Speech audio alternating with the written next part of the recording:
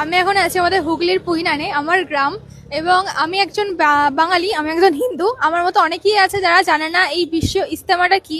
এবং আমার একজন পরিচিতি, তার কাছ থেকে জানে নেবো যে এই বিশ্ব ইজতেমাটার ব্যাপারটা একটু ক্লিয়ার করে বলো তুমি। বিশ্ব ইজতেমা হচ্ছে একটা সমাবেশ, হ্যাঁ, যেখানে মানুষ আসছে আত্মশুদ্ধির উদ্দেশ্যে, আল্লাহর কথা শুনবে। এবং এখানে যারা আসছে তারা মুসলিম সম্প্রদায়ের প্রচুর হিন্দু লোকও এখানে আসছে, হ্যাঁ, এসে দেখছে যে এখানে ব্যাপারটা কি।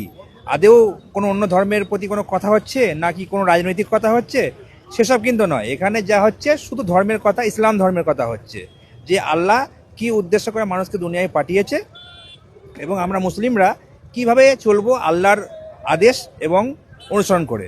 নবী সাল্লাহ সাল্লামের উম্মত আমরা, হ্যাঁ। তো নবী সাল্লাম যেরকম বলে গেছেন, আল্লাহর হুকুম যেরকম পালন করতে বলে গেছেন, সেইভাবেই আমরা চলার চেষ্টা করি। তো আমাদের মধ্যে অনেকে অনেক কিছু জানে না, সেই জানার উদ্দেশ্যে এখানে বড় বড় মৌলানারা আসবে, বিভিন্ন দেশ থেকে আসবে, রাজ্য থেকে আসবে, এবং আমাদের আশেপাশে জেলার বিভিন্ন জেলা থেকে আসছে।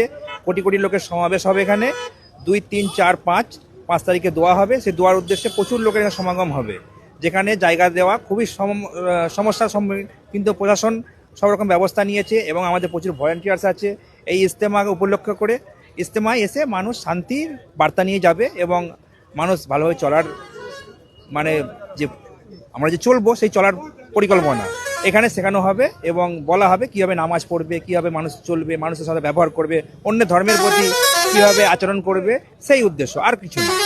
এটা হচ্ছে আসল আমাদের উদ্দেশ্য, একে না বলাই ইজতেমা। আচ্ছা, মানে মেইনলি হচ্ছে শান্তি কামনা। তো তোমরাও জেনে নিলে, আমিও জেনে নিলাম। টাটা।